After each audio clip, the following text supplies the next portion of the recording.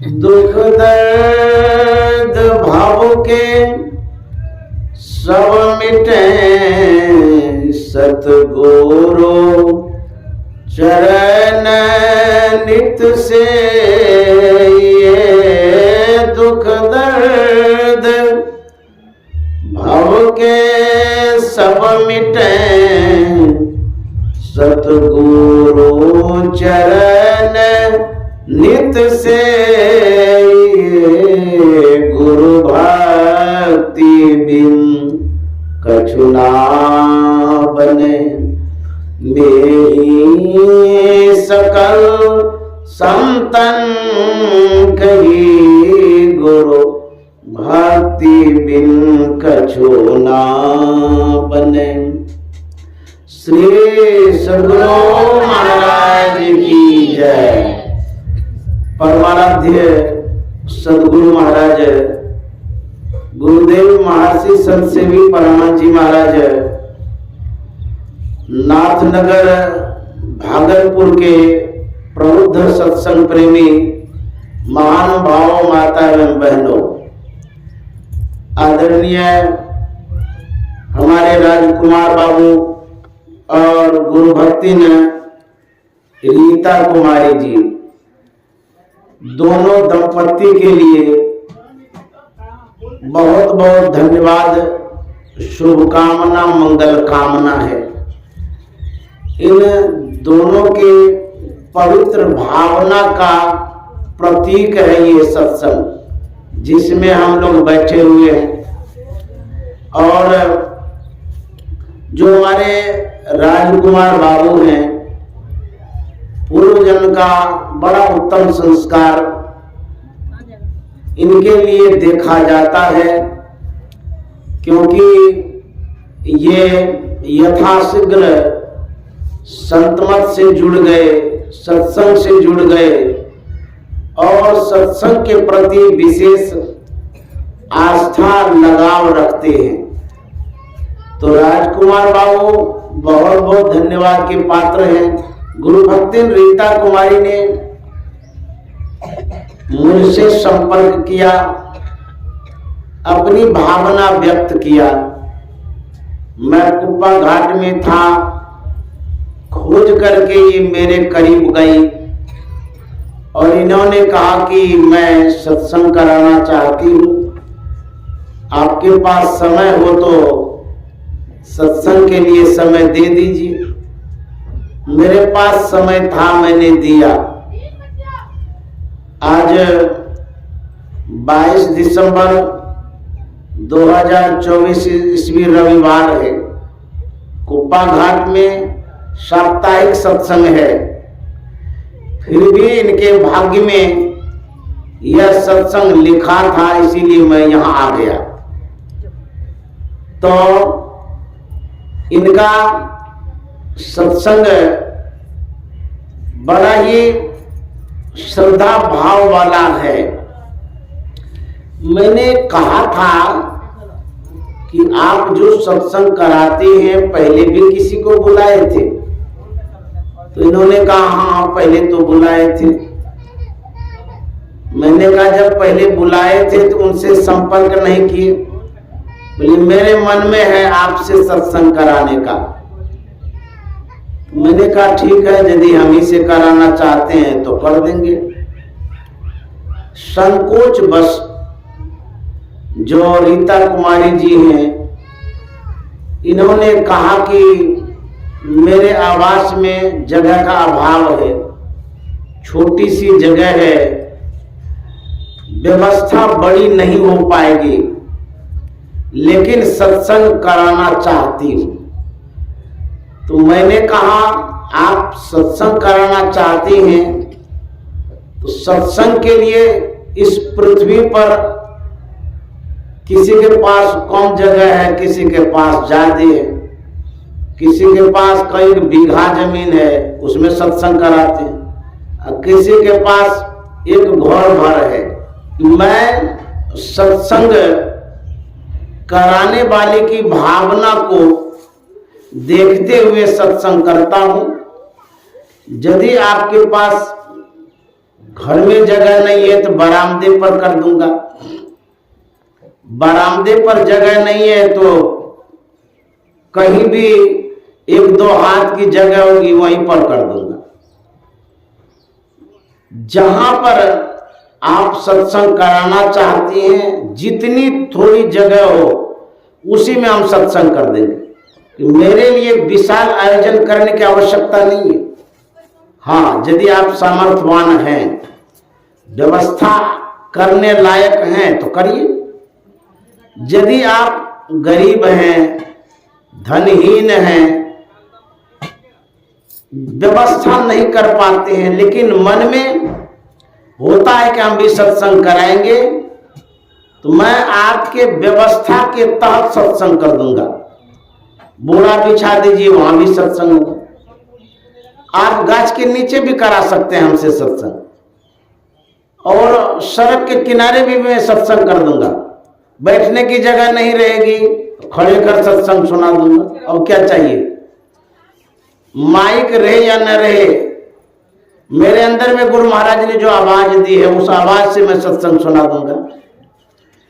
गरीब के यहाँ भी सत्संग मैं करता हूं, और ऐसे अमीर के यहाँ भी सत्संग करता हूं जो हमें हवाई जहाज से बराबर ले जाते हैं। इसी 2024 ईस्वी में मैं 10 बार लगभग हवाई जहाज से जाकर के सत्संग किया हूं।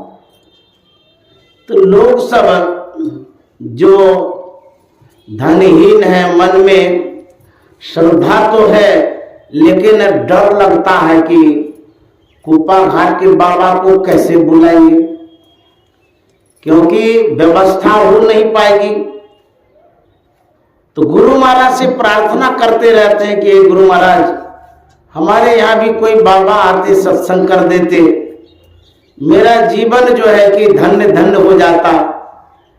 क्योंकि कुप्पा घाट का यदि बाबा आ जाते हैं तो लोगों के मन में श्रद्धा होती है कि गुरु महाराज का प्रतिनिधित्व आ गए, गुरु महाराज का ही कोई आंशिक रूप आ गए, तो लोग बड़े खुश होते हैं, प्रसन्न होते हैं। मैं सबके यहाँ सत्संग कर दूंगा, लेकिन समय लेकर के कराएंगे। तो किसी ने संपर्क किया और पूछा कि मैं सत्संग कराना चाहती हूं, आप क्या लेते हैं, कितना खर्च होता है, जरा बता देते थे, उसी हिसाब से व्यवस्था करते। तो मैंने कहा कि थोड़ी देर में हम बात करेंगे, अभी थोड़ा रुकिए, हम गाड़ी में बैठे हैं, सत्संग में जा रहे हैं। उनको तो मैंने कुछ नहीं कहा, लेकिन आप लोगों के बीच में कह रहा हूं, ऑनलाइन में भी मैं भेज रहा हूं, लोग सत्संगी लोग सुनेंगे। तो मुझे यदि आप बुलाते हैं, मेरे बुलाने में मैंने तो कह दिया कि जहां आप कहेंगे सत्संग करने उतनी जगह हम कर देंगे। जहां तक खर्चे की बात है, व्यक्तिगत मुझे आप श्रद्धा से जो चढ़ाएंगे वही मैं लेने के लिए तैयार हूं। मांग मेरी कुछ नहीं है, आप जो दे देंगे उतना ही। यदि कोई गरीब है, दक्षिणा भी नहीं दे पाता है, तो मैं अपनी ओर से सारा खर्च करके सत्संग कर दूंगा। जो गांव में है, देहात में है, गरीब है, सत्संगिनी है, श्रद्धा रखते हैं, तो उनके लिए मैं जो भी व्यवस्था होगा उसी व्यवस्था में सत्संग कर दूंगा। देखिए, दक्षिणा तो सब कोई देते हैं, ऐसा नहीं कि नहीं देते हैं। और हम जो भोजन करते हैं, भोजन में सादी रोटी लेते हैं, सादी सब्जी जिसमें तेल नहीं हो, नमक हल्दी मिर्च हो, और सत्तू भी हम खाते हैं, भूजा भी खाते हैं। जो मोटा अनाज है उसको हम ज्यादा पसंद करते हैं, मोटा चावल हो, मोटी रोटी हो, और जो घुगनी है, मूढ़ी है, चूड़ा है, यही सब मैं पसंद करता हूं। तो मैं सब तरह का भोजन करता हूं, और मोटा अनाज तो मैं बराबर खाता हूं, कुप्पा घाट में भी। इस तरह से आप लोग यदि सत्संग कराना चाहते हैं मेरे पास समय ले लीजिए, मैं सत्संग कर दूंगा और खर्चा के लिए आप कुछ भी मत सोचिए। मैंने गुरु महाराज से कहा है कि आपने आवाज हमें दी है और जब तक मेरे मुंह में आवाज रहेगी और मेरे मस्तिष्क में स्मरण शक्ति रहेगी तब तक मैं आपकी सेवा करूंगा। जिस दिन आवाज मेरे मुंह से बंद हो जाएगी उस दिन मैं किसी के यहाँ नहीं जाऊंगा। तो ये गुरु महाराज ने हमें बोलने का आवाज दिया है, नहीं तो हम तो कोरोना में चले जाते, कोरोना काल में।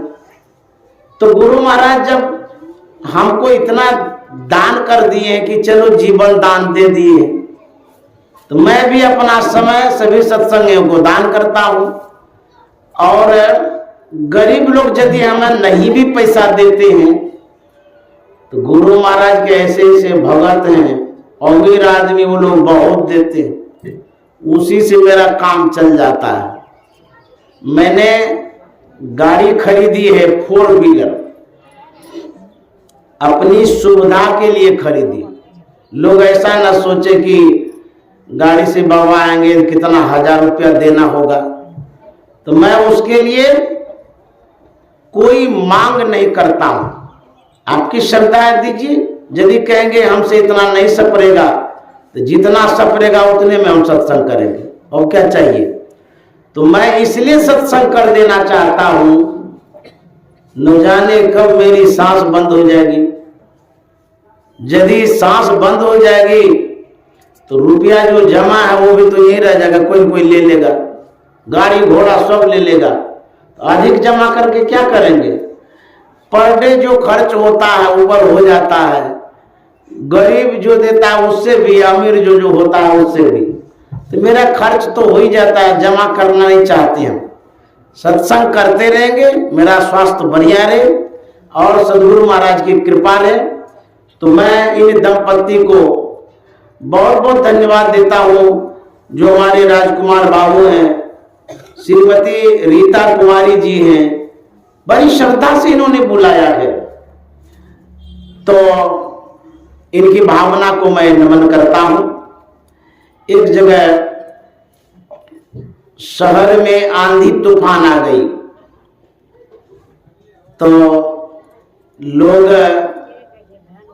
जो कस्टमर थे, खरीद करने वाले थे, वो सब बचने के ख्याल से किसी दुकान की ओर जाने लगे। दुकानदार शटर बंद कर दिया। जानते हैं, जब आप आंधी तूफान में पड़ते हैं, लोगों के मन में होता है सब घुस जाएंगे अंदर में, बंद कर दो दुकान जल्दी जल्दी। घर का शटर, दुकान का शटर सब बंद कर दिए। बहुत आदमी पानी से परेशान हो गए, आंधी से परेशान हो गए। वह व्यक्ति शहर से सुदूर जाता है, गांव देहात की ओर, क्योंकि यहां तो सब कोई बंद कर दिए दुकान। अब जगह ही नहीं तो घुसेंगे कहां, रहेंगे कहां। तो कुछ लोग जा रहे थे, बचने के ख्याल से स्थान ढूंढने के लिए जाते जाते एक झोपड़ी नजर में आई। जो पानी में भीग रहा था वह व्यक्ति उस झोपड़ी की ओर बढ़ता है। वहां जैसे ही गया, एक महात्मा लेटे हुए थे झोपड़ी में, और उन्होंने कहा कि महात्मन, मैं कुछ देर के लिए आपकी झोपड़ी में रुकना चाहता हूं, क्योंकि बाहर में आंधी तूफान आ गया है, पानी से मैं भीग रहा हूं। परोपकार की भावना से महात्मा ने कहा, हाँ आ जाइए अंदर, कोई बात नहीं है। वह आदमी झोपड़ी के अंदर चला गया। ठीक उसी समय दूसरा व्यक्ति आता है। उसने भी कहा कि मैं थोड़ी देर के लिए ठहर जाऊं कुटिया में। तो महात्मा ने कहा, हाँ आ जाइए। फिर तीसरा आदमी आता है। उसने भी कहा, मैं थोड़ी देर रुकना चाहता हूं आपकी कुटिया में, यदि जगह हो तो मैं रुक जाऊं। बोले हाँ जगह आइए। महात्मा जी लेटे थे, खड़े हो गए।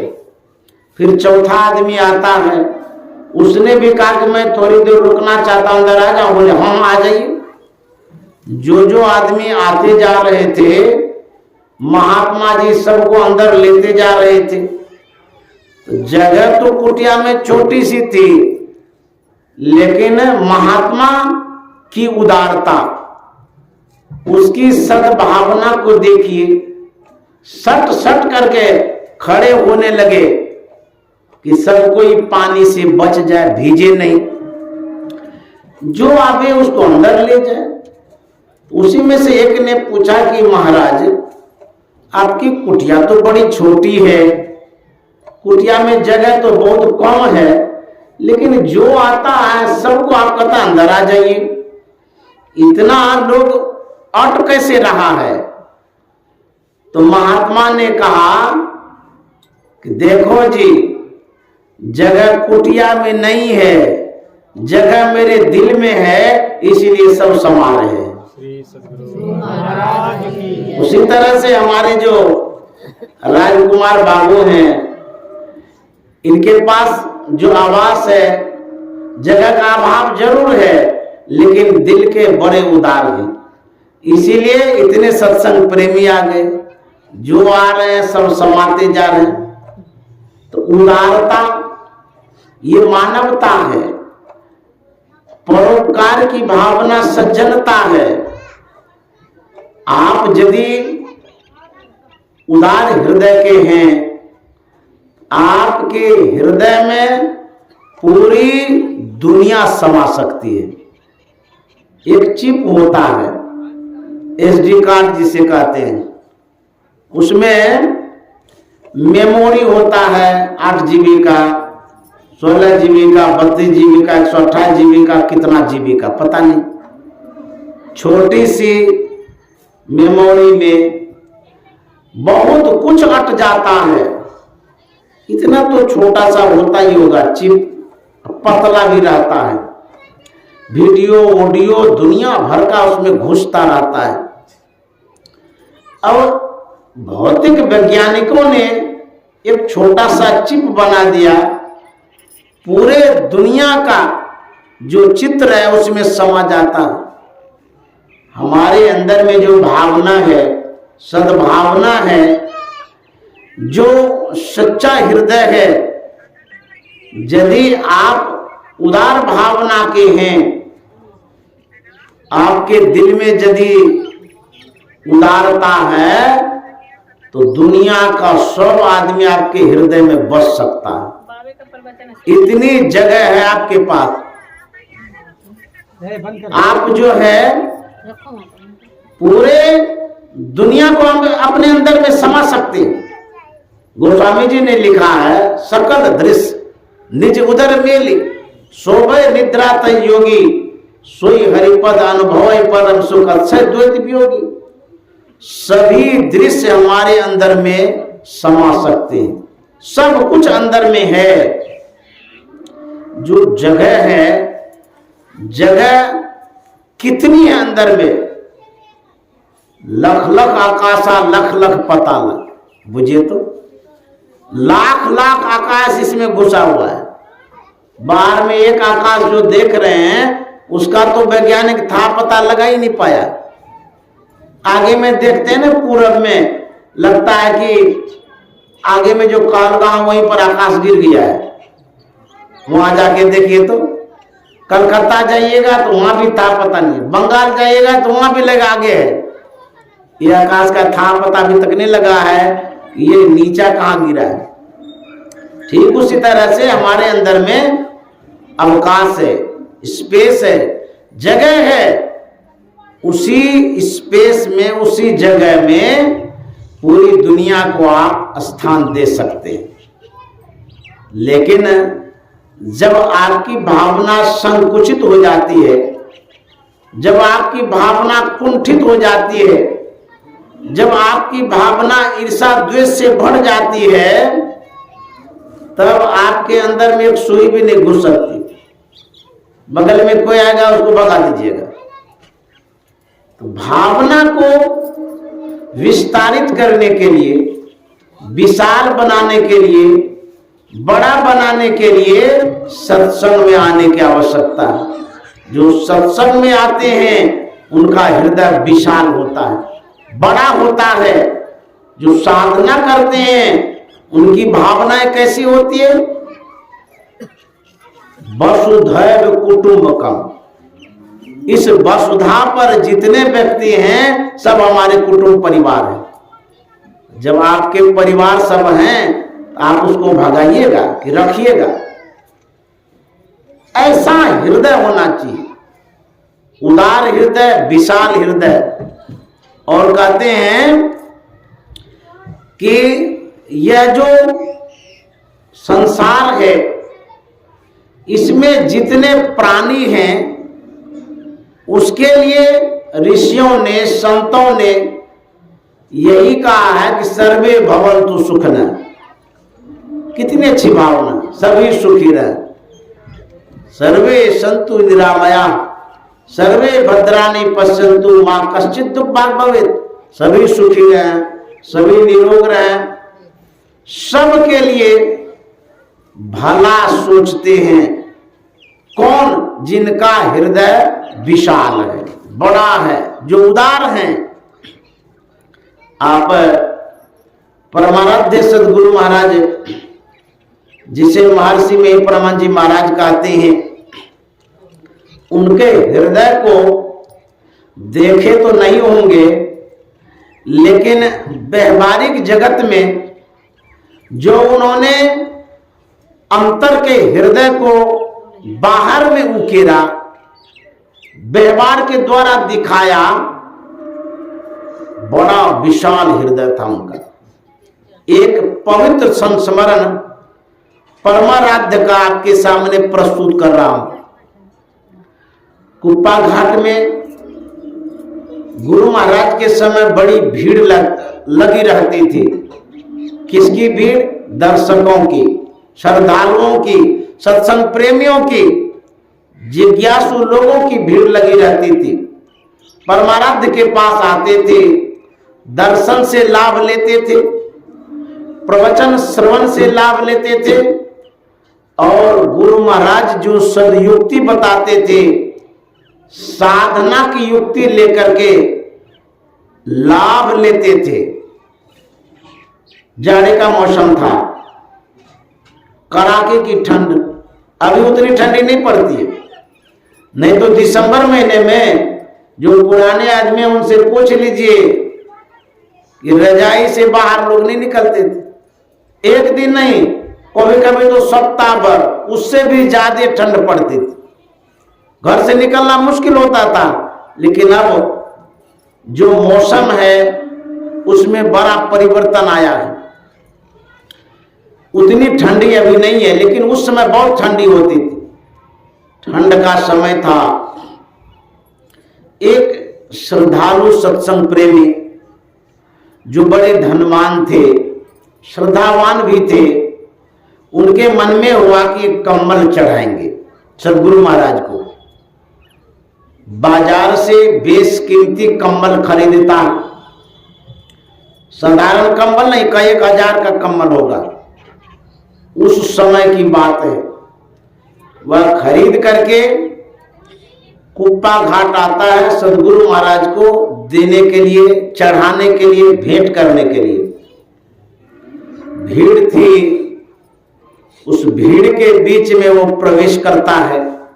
वह श्रद्धालु सद्गुरु महाराज के चरणों में वह कमल भेंट करता है, चढ़ा देता है।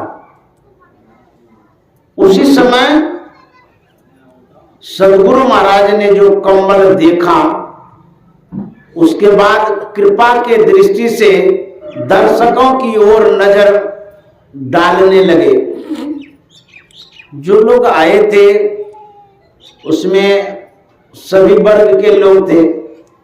एक बड़ा गरीब बुजुर्ग आदमी था, वस्त्र का बड़ा अभाव, उनके शरीर में गर्म कपड़ा नहीं था, ठंड के कारण थरथर कर रहा था, शरीर हिल रहा था। सदगुरु महाराज ने कृपा दृष्टि से उनकी ओर देखा। देखते हैं कि वो थरथर कर रहा है।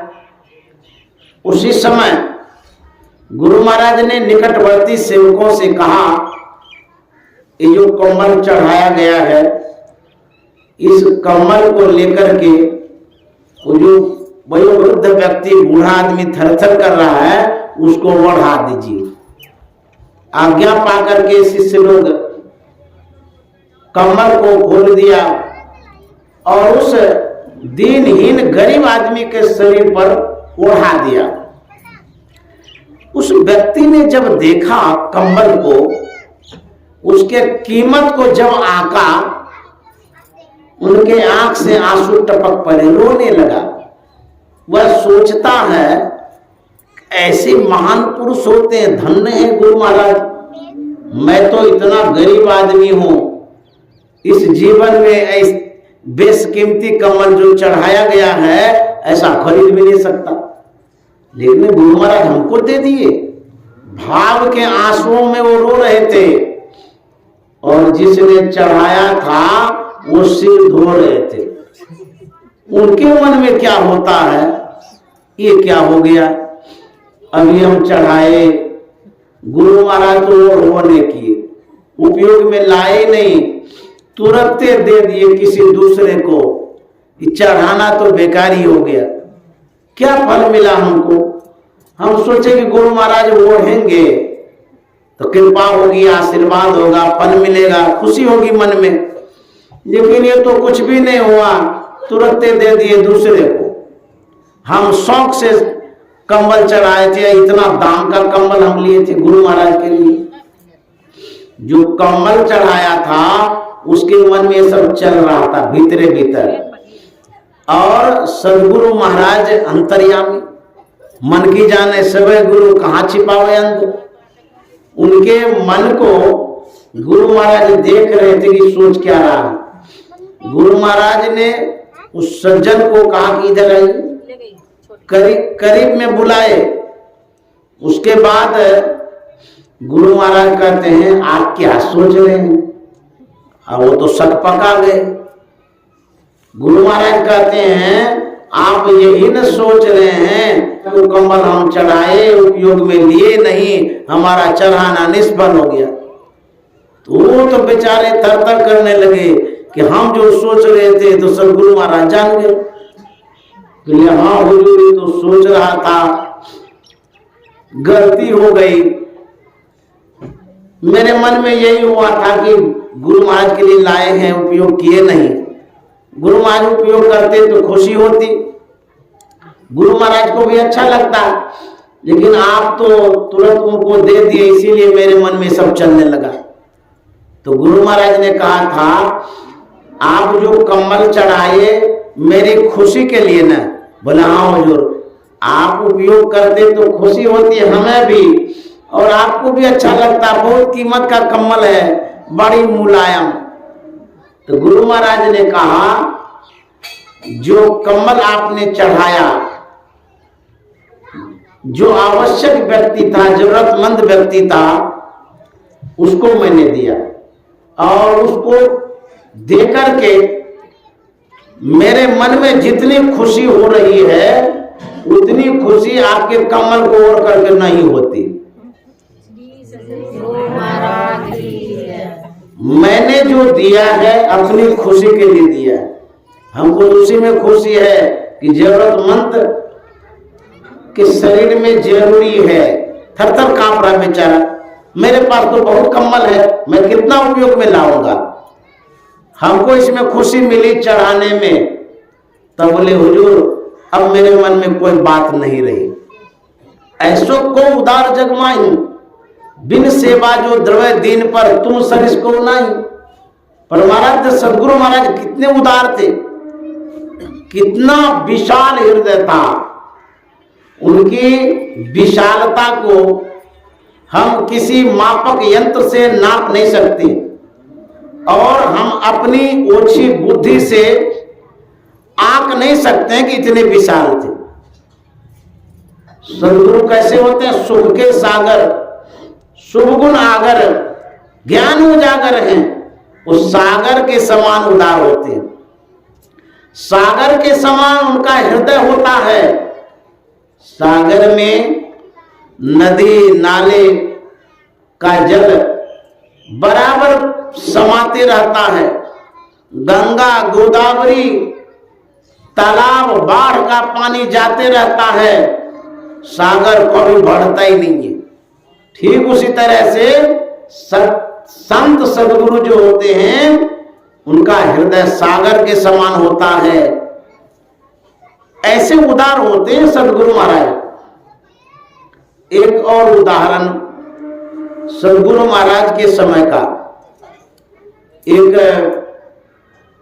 गरीब बूढ़ी गांव देहात की बड़ी श्रद्धा का संबल लेकर के घर से चलती है सदगुरु महाराज का दर्शन करने। कुप्पा घाट पहुंची, भीड़ बहुत थी।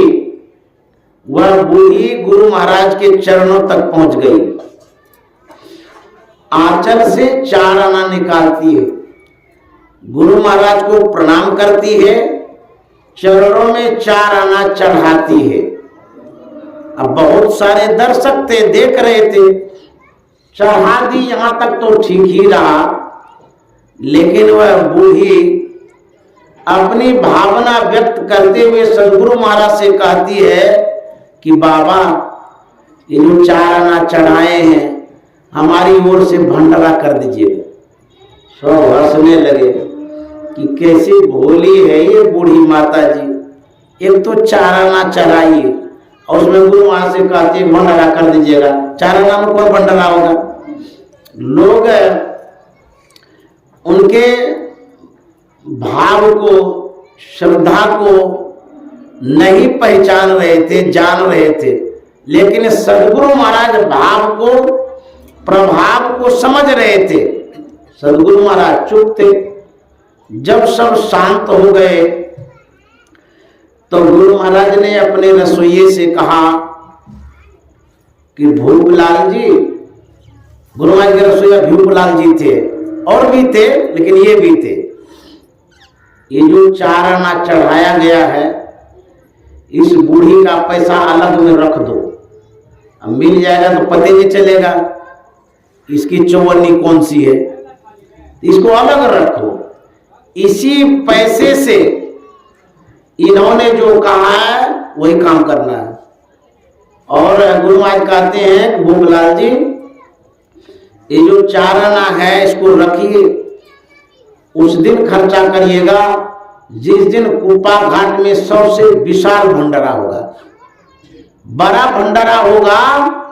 उस दिन इस 4 आने का नमक खरीद लीजिएगा, उस नमक को भंडारा में मिला दीजिएगा, इस बूढ़ी का बड़ा भंडारा हो जाएगा। अच्छा, बिना नमक का कोई खाए होंगे? दाल में नमक, सब्जी में नमक, जब सबको ही खा लिए तो बड़ा भंडारा नहीं हुआ। तो 4 आने में बड़ा भंडारा हुआ कि नहीं हुआ? देखिए सदगुरु महाराज कितने सोच ऊंचा रखते थे, श्रद्धालुओं के भावनाओं का कदर करते थे। हम लोग रहते भंडारा कर दीजिए, चढ़ा दिए, बस हो गया, 4 आना में कौन भंडारा होगा, ऐसे बोल देते। लेकिन सदगुरु महाराज सोचे कि जब ये कही है भंडारा कर दीजिएगा तो करिए देंगे, और 4 आना मिलाए भी नहीं, अलगे में रख करके और उसका नमक खरीद करके भंडारा में मिला दिए। ऐसे संत होते हैं, सदगुरु होते हैं, और ऐसे उदार के सज्जन होते हैं। तो हम लोग सदगुरु महाराज से परिचित हैं, जो पुराने वो तो जानते ही हैं, लेकिन जो नए हैं सदगुरु महाराज के सत्संग को सुनकर के और उनके संस्मरण को जान करके परिचित होते।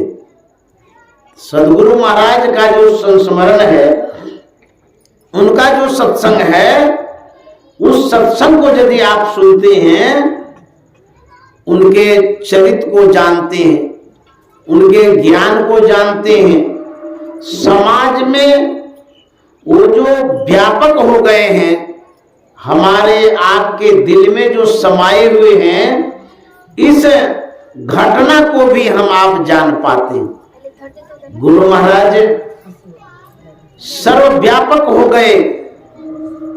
अभी हमारे हृदय में गुरु महाराज विराजमान है, आपके हृदय में हैं। सभी सत्संगियों के मन में गुरु महाराज विराजमान है। कैसे? विचार के द्वारा, ज्ञान के द्वारा, सद्भावना के द्वारा, परोपकार के द्वारा गुरु महाराज ने इस तरह से पैठ बनाई।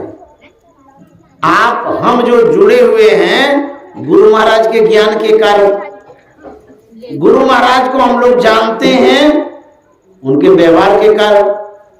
तो हमारे सदगुरु महाराज ने कहा था, सत्संग नित और ध्यान नित रहिए करत संलग्न हो, बेविचार चोरी नशा हिंसा झूठ तजना चाहिए। गुरु महाराज ने हित के लिए अवलंब दिया, क्या? सत्संग नित करिए रोज। गुरु महाराज का वचन है कि दृढ़ परतीत प्रीत कर गुरु से और कर सत्संग सवेरे, या विधि भाव फंदा कट जई है, मैं ही कहत हित हेरे।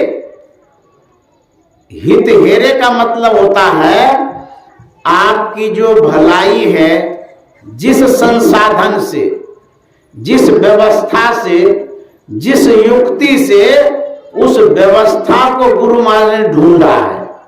जैसे आपका बच्चा बीमार होता है, औषधि के लिए आप, दवाई के लिए आप डॉक्टर के पास जाते हैं, अच्छे डॉक्टर के पास जाते हैं, अच्छी दवाई लाते हैं।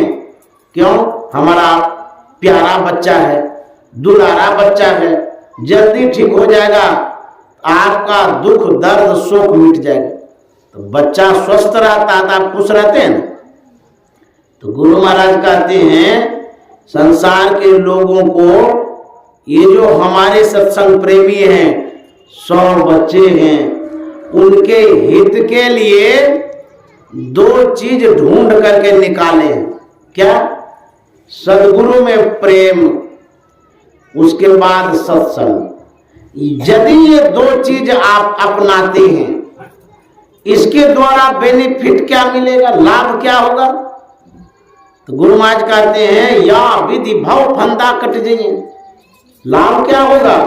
भवसागर से पार हो जाएंगे, संकट दूर हो जाएगा, दुख दूर हो जाएगा। सद्गुरु में यदि प्रेम रखेंगे तो यह उपकार गुरु महाराज ने किया है। कहते मैं ही कहत ही तेरे।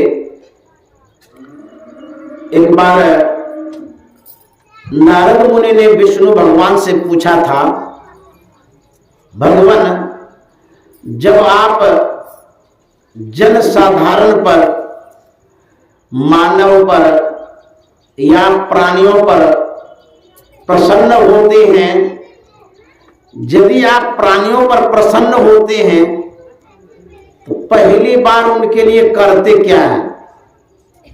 भगवान विष्णु ने कहा था, मैं जिस प्राणी पर प्रसन्न होता हूं, पहली बार गिफ्ट के रूप में, भेंट के रूप में उसको मनुष्य का शरीर देता हूं। लगे हाथ नारद मुनि ने पूछा कि जब दूसरी बार प्रसन्न होती है? तो विष्णु भगवान ने कहा कि दूसरी बार जब मैं प्रसन्न होता हूं, उस मानव को सत्संग का अवसर प्रदान करता हूं। फिर नारद मुनि ने पूछा कि तीसरी बार जब प्रसन्न होते हैं तो क्या करते हैं? भगवान विष्णु ने कहा, जिस मानव पर मैं तीसरी बार प्रसन्न होता हूं, उस मानव को संत सद्गुरु के हाथ में सौंप देता हूं। नारद मुनि ने कहा चौथी बार?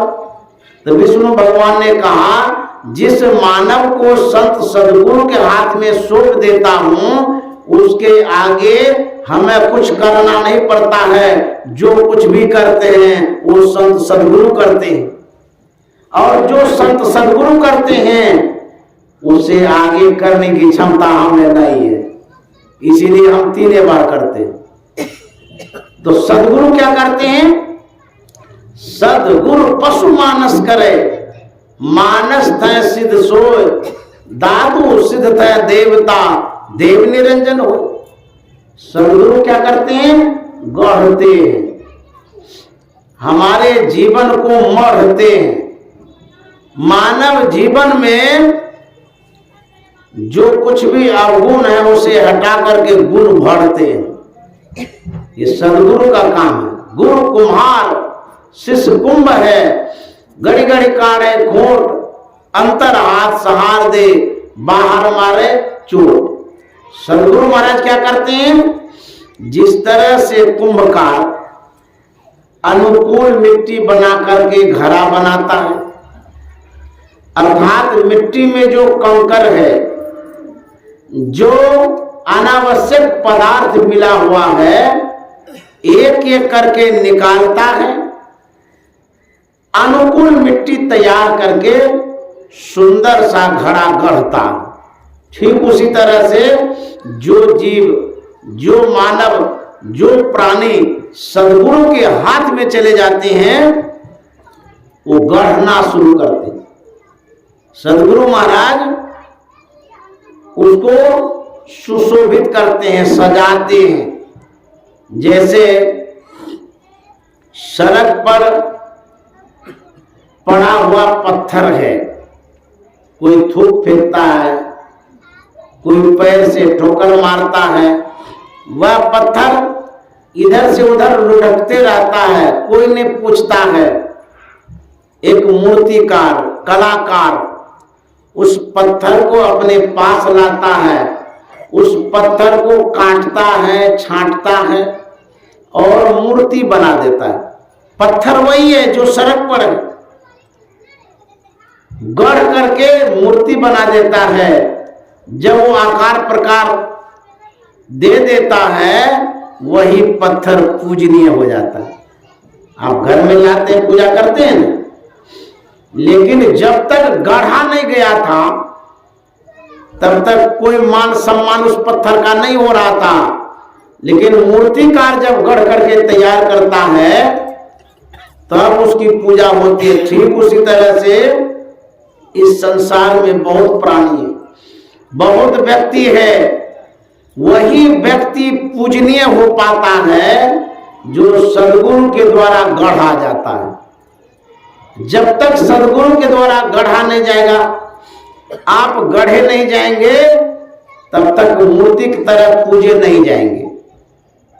तो मूर्तिकार के पास पत्थर का पहुंचना जरूरी है, मानव को सदगुरु के हाथ में जाना जरूरी है, क्योंकि मानव को गढ़ने वाले, बनाने वाले एक ही कलाकार है, संत सदगुरु, और कोई नहीं गढ़ सकता है।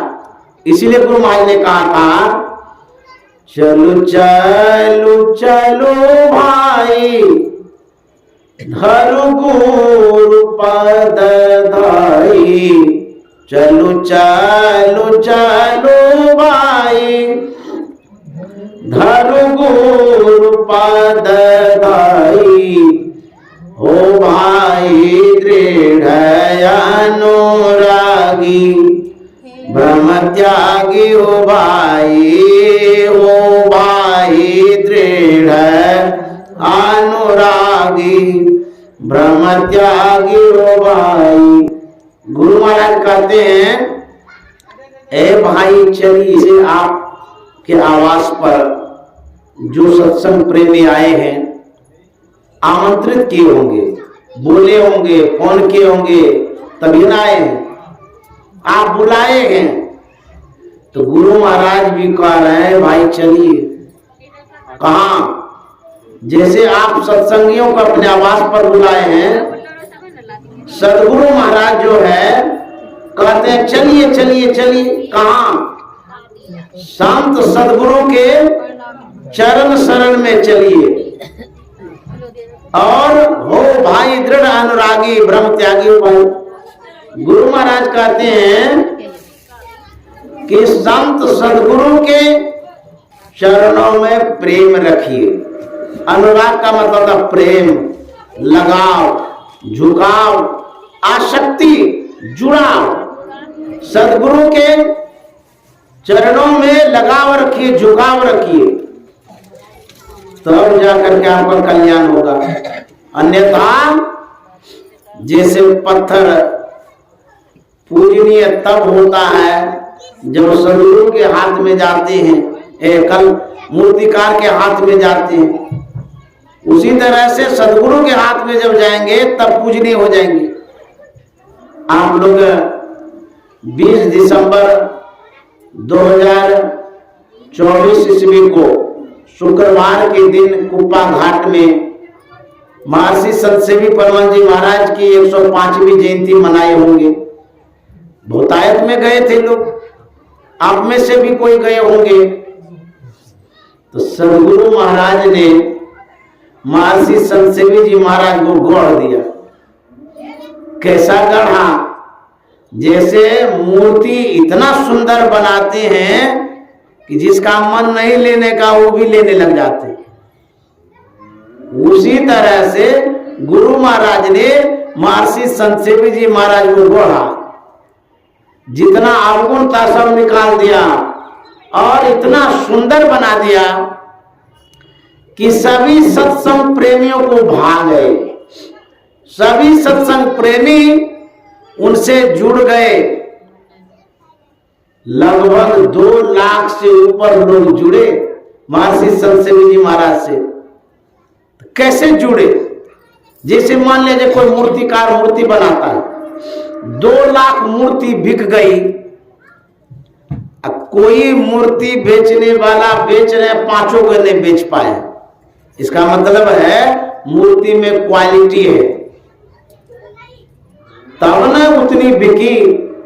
ठीक उसी तरह से 2 लाख से ऊपर लोगों ने जो दीक्षा लिया महर्षि संत सेवी परमानंद जी महाराज से, इसका मतलब है इनके अंदर में वह ज्ञान था, वह कला थी, वह करामात था, जिससे आप लोगों का हित हुआ, लाभ हुआ, तब न जुड़े। तो गुरु महाराज ने महर्षि संत सेवी जी महाराज को इस तरह से गढ़ दिया।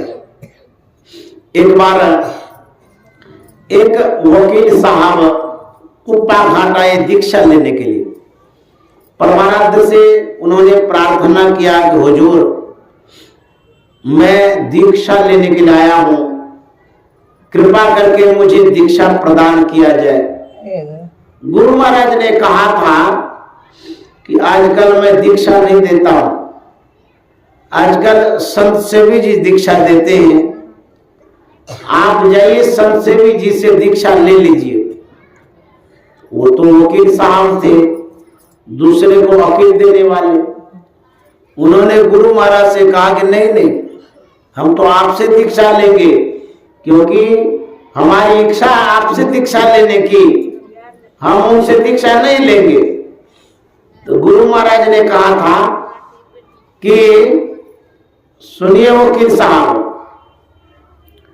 मान लिया जाए हमारे पास जो रुपया है, धन है, अलमीरा में है, गोदरेज में, कोई व्यक्ति जरूरतमंद आदमी मुझसे पैसा उधार रुपया मांगता हो, मैं आदेश कर देता हूं संत सेवी जी से कि आप फलाने व्यक्ति को इतना रुपया दे दीजिए। वह आज्ञा का पालन करता है, रुपया दे देता है। तो वकील साहब, आपसे मैं पूछना चाहता हूं, संत सेवी जी जो रुपया दिए किसी को, वो मेरा था या संत सेवी जी का, ये बताइए। तो वकील साहब ने चट से कहा, नहीं हुजूर, वो तो आपका ही रुपया है, क्योंकि आपने तो आज्ञा दिया है उनको देने के लिए, वो तो सेवा किया, तो सेवक है, उनका रुपया कहां से होगा। तो बोले वकील साहब, ठीक उसी तरह से संत सेवी जी जो दीक्षा देंगे, उनकी दीक्षा नहीं है, वो दीक्षा मेरी होगी, वो मेरा ही वो दीक्षा है, इसीलिए उनसे जो दीक्षा लेते हैं वो समझ ले मुझसे ही दीक्षा लेते हैं। तब वकील साहब ने कहा, हुजूर, अब मैं जाता हूं, उनसे दीक्षा ले लूंगा। तो संत सेवी जी महाराज के अंदर में जो ज्ञान था, उन्होंने जो सेवा की, उसी सेवा से प्रसन्न होकर के सदगुरु महाराज ने उनका नामकरण किया संत सेवी। और उनके पास जो ज्ञान था, तो सदगुरु महाराज ने कहा था संत सेवी जी हमारे मस्तिष्क स्वरूप है। मस्तिष्क है, बुझिए, ज्ञान का पुस्तकालय, ज्ञान की लाइब्रेरी, ज्ञान का भंडार संत सेवी जी महाराज थे। और गुरु महाराज ने भी कहा था कि संत सेवी जी और मुझ में क्यों और यू का संबंध है। जब क्यों लिखते हैं तो क्यों जब बोलने लगते हैं तो उसमें यू समाहित होता है, क्यों और यू साथ ही साथ है। ठीक उसी तरह से गुरु महाराज ने कहा संत सेवी जी मुझ में क्यों और यू का संबंध है। और गुरु महाराज ऐसा भी कहे थे कि जहां मैं रहूंगा वहां संत सेवी जी रहेंगे, मेरे बिना संत सेवी जी को नहीं बनेगा, और संत सेवी जी के बिना मेरा काम नहीं होगा। यह भी गुरु महाराज ने कहा था। तो कितना संबंध था, और यह संबंध इस जन्म का नहीं था, जन्म जन्म का था, पूर्व जन्म का संबंध था। महर्षि संत सेवी जी महाराज 7वीं पास थे। आपको आश्चर्य होगा, सत्संग युग का जब प्रणयन हो रहा था, रचना हो रही थी, संपादन हो रहा था, तो सदगुरु महाराज ने संत सेवी जी महाराज को उस कार्य में काम में लगाया था। 7वां पास, और उनको इतने मूल ग्रंथों में लगा दिए, तो ज्ञान कहां से आया? वो इस जन्म का ज्ञान नहीं था, पिछले जन्म का था। हम तो बीए किए हुए हैं, फिर भी किताब संपादन में त्रुटि रह जाती है। तो सदगुरु महाराज ने उनको जो सेवा प्रदान किया, उस सेवा को देख करके सदगुरु महाराज बोले थे कि मेरी जो सेवा संत सेवी जी कर रहे हैं, यह सेवा संत सेवी जी की साधना है। बुझिए, तो सेवा भी साधना है, और साधना के परम सोपान पर उनको पहुंचा दिए थे, मोक्ष मुक्ति को दिला दिए थे। जिस तरह से गुरु महाराज साधना में चढ़े हुए थे, ठीक उसी तरह से सदगुरु महाराज संत सेवी जी महाराज को भी साधना में चढ़ा दिए थे। इस तरह से गुरु और शिष्य का संबंध रहा है। और यदि आप सदगुरु पर विश्वास करते हैं, विश्वास से फलदायकम, आपको फल अवश्य मिलेगा। तो गुरु महाराज का 2 वचन, सदगुरु में प्रेम और सत्संग, ये 2 चीज पकड़ करके रखिए। इसी सत्संग से आपका उद्धार और कल्याण होगा। और संतों ने कहा, भूले मन को समझा लीजिए, सत्संग के बीच में आएगे जी, अब की बेर नहीं चूकना, 84 में जाएगी जी। बाल्टी कुआं में जब गिराते हैं तो रस्सी को पकड़ करके रखते हैं, रस्सी की जो पूंछ है उसको नहीं छोड़ते, और यदि वो छूट जाए तो बाल्टी, रस्सी सब कुएं में, और आप प्यासे मरेंगे। ठीक उसी तरह से एक बात याद रख लीजिएगा, जीवन का डोर सत्संग में जोड़ दीजिए। यदि आप भूले हुए हैं तो सत्संग करा लीजिए, यदि आप भटके हुए हैं तो सत्संग करा लीजिए, यदि आप अभाव ग्रसित हैं तो सत्संग करा लीजिए, यदि आप अस्वस्थ हैं तो सत्संग करा लीजिए, यदि किसी कामना की आपूर्ति चाहते हैं तो सत्संग करा लीजिए, यदि आपका काम नहीं बन रहा है तो गुरु महाराज से ये बात गछ लीजिए, हे गुरु महाराज ये काम हो जाएगा तो सत्संग करा लेंगे। आप विश्वास रखिए वो काम आपका निश्चित पूरा होगा। होता है ऐसा। तो सत्संग यही डोर है, सत्संग कल्प वृक्ष है, सत्संग एक जड़िया है। उठते सत्संग, बैठते सत्संग, सोते सत्संग, जागते सत्संग, सत्संग ही सत्संग में लगे रहिए। कभी भी आप यदि भूल गए हैं, ये बात जरूर याद रखिएगा कि अब सत्संग करना, सत्संग कराना है। तो जब सत्संग करेंगे सब चीज में सुधार होगा, जीवन सुखमय होगा, शांतिमय होगा और आपका जीवन समृद्धिमय हो जाएगा।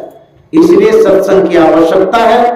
हमारे जो आदरणीय राजकुमार बाबू हैं और गुरु भक्ति ने श्रीमती रीता कुमारी जी, मैं इन्हें साधुवाद देता हूँ, धन्यवाद देता हूँ राजकुमार चौधरी बाबू को।